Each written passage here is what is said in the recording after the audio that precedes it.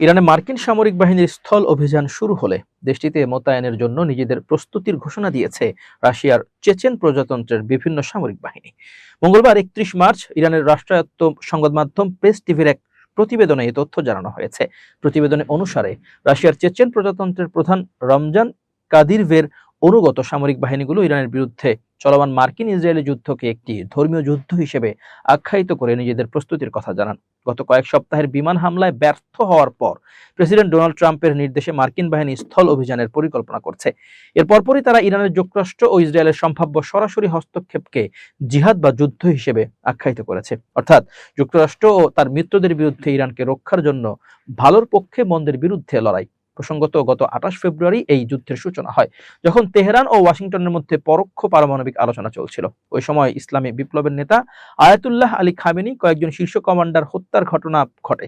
Press TV বলছে, এর জবাবে ইরানের সশস্ত্র বাহিনী এখন পর্যন্ত 86 দফা ক্ষেপণাস্ত্র ও ড্রোন হামলা চালিয়েছে, যা ইসরায়েলের সামরিক ও কৌশলগত স্থাপনা এবং পারস্য উপসাগরীয় অঞ্চলে মার্কিন ঘাঁটি ও সম্পদের বিরুদ্ধে পরিচালিত হয়েছে।